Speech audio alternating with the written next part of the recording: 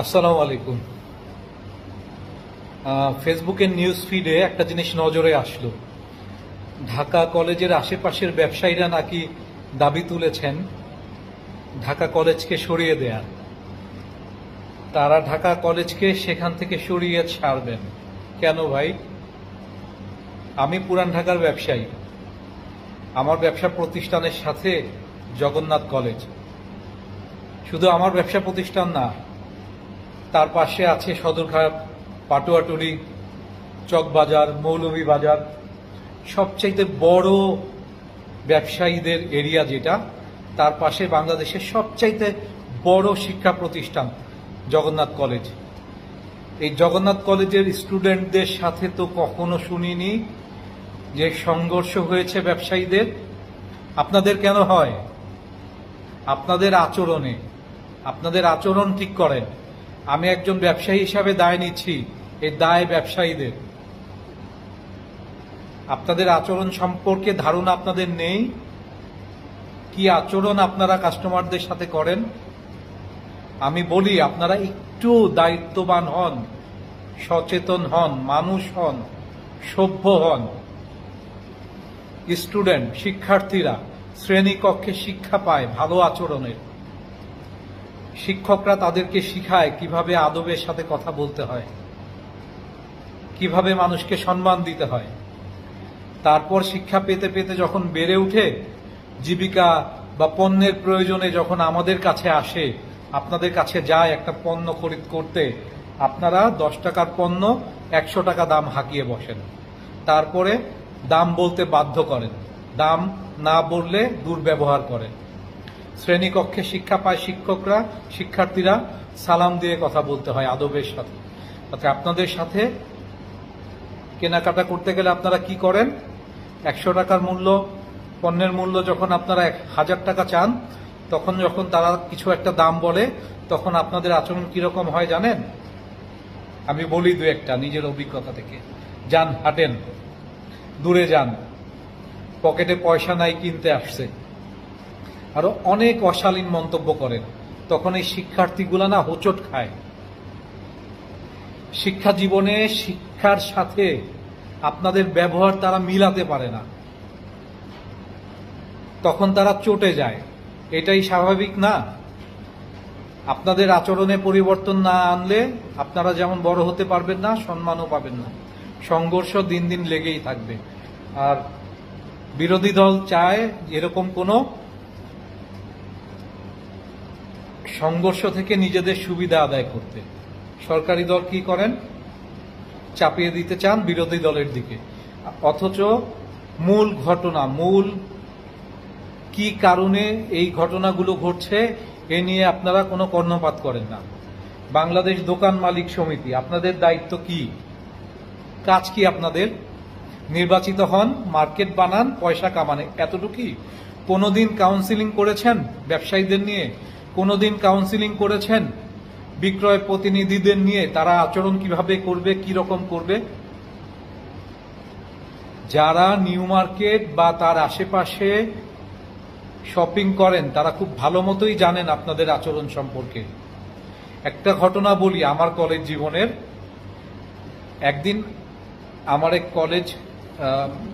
কলেজের শিক্ষার্থী, আমার সহপাঠী এক মেয়ে বন্ধু এসে বলল সে নিউ মার্কেট চাঁদনি চক গিয়েছিল শপিং করতে।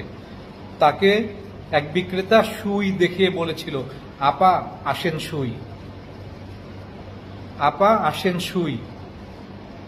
কত বড় নোংরা চিন্তা করতে পারেন? যারা যান তারা এর চাইতে আরো জঘন্য জঘন্য ঘটনা শিকার হন। খামাখা কিন্তু ছাত্ররা খেপে না। এই ছাত্রদের উস্কাবেন না। এখন মনে হচ্ছে এই ঢাকা কলেজকে সরানোটাই মূল চক্রান্ত ব্যবসায়ীদের। এই কলেজটাকে সরিয়ে সেখানে আরেকটা মার্কেট করবেন, তাই না? ছাত্রদের বলছি, তোমরা আরেকটু সভ্য হও, তোমাদের প্রতি যেন কেউ আঙ্গুল তুলতে না পারে। তোমাদের স্ট্যাটাস আর এই কর্মচারীদের স্ট্যাটাস এক না, তাদের সাথে তর্কে লিপ্ত হয়েও না। তারা যখন দেখবে যে খারাপ আচরণ করছে, মাথা নিচু করে সরে যাও, এটাই হবে তোমাদের পরিচয়। সঠিক জায়গায় নজর দেন, সরকারকে বলছি সঠিক জায়গায় নজর দেন। প্রতিটা দোকানদার লক্ষ লক্ষ টাকা খরচ করে ব্যবসা চালু করতে পারে। প্রত্যেকটা দোকানদারকে বাধ্য করুন সিসি ক্যামেরা লাগাতে, তাহলে প্রকৃত ঘটনাগুলো ধরা পড়বে। এই যে মিথ্যে অপবাদগুলো ছাত্রদের দেয়া হচ্ছে, তারা চাঁদা দাবি করে, এটা আমি বিশ্বাস করি না। আর কেউ করেন কিনা জানি না। হ্যাঁ, কিছুটা ব্যত্যয় থাকতে পারে, কিন্তু ঢালাওভাবে যা বলছেন এটা ডাহা মিথ্যা, এটা ডাহা মিথ্যা। ঢাকা কলেজকে সরাবেন, পারবেন না। ছাত্ররা ছাড় দেবে না। এত বড় দুঃসাহস আপনারা দেখান না। নিজেরা সভ্য হন, কর্মচারীদের প্রশিক্ষণ দেন কিভাবে কাস্টমারদের সাথে আচরণ করতে হয়। আর কোথাও তো শুনি না এত বদ, এত খারাপ আচরণ। কেন রে ভাই? 8,000, 10,000 বা 15,000 টাকা বেতন পেয়েই আপনারা নিজেদের রাজা মহারাজা ভাবতে শুরু করেন? কাস্টমাররা মানুষই না? আমি আমার নিজের পরিবারের কাউকে নিউ মার্কেট, চাঁদনী চক বা ঢাকা কলেজের আশেপাশের কোনো মার্কেটে যেতে দেই না। এটা আমার পরিবারের স্পষ্ট ভাবে বলে দেওয়া আছে। কেউ যায় না। প্রয়োজন, খুব প্রয়োজন পড়লে আমি নিজে যাই, খুব প্রয়োজন পড়লে আমি নিজে যাই। আমি আবারও বলছি, আসল জায়গায় ঘাটুন, আসল ঘটনা বের করুন। সংঘর্ষ নয়তো এরকম বেঁধেই থাকবে। ছাত্ররা ভালো শিক্ষা পায়। মার্কেটে গিয়ে যখন আপনাদের এই বদ চেহারা, বদ বচন আর অশালীন মন্তব্য শুনে, আরে বাবা, আর যদি কেউ মেয়ে মানুষ নিয়ে যায় তাহলে তো তার অভিজ্ঞতা।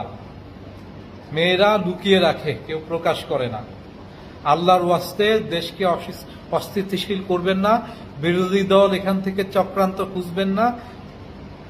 এটাকে নিয়ে বড় কিছু তৈরি করার চেষ্টা করবেন না। সরকারি দল বিরোধী দলের উপরে দায় চাপাবেন না।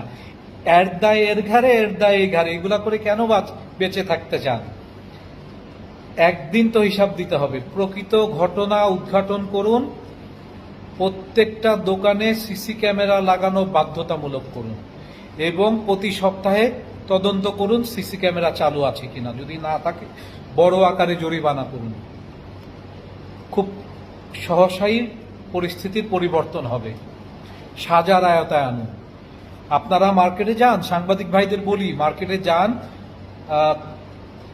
কাস্টমারদের রিভিউ নেন, শুনেন যে তাদের ব্যবহার, দোকানদারদের ব্যবহার কিরকম। সবাইকে বলছি না, তার ভিতরে অনেক ভালো দোকানদার আছে, ভালো ব্যবহারের কর্মচারী আছে, তবে না, সত্যি কথা বলতে 95 ভাগই খারাপ। ভালো হন ভাই, মানুষ হন, মানুষ হন আপনারা।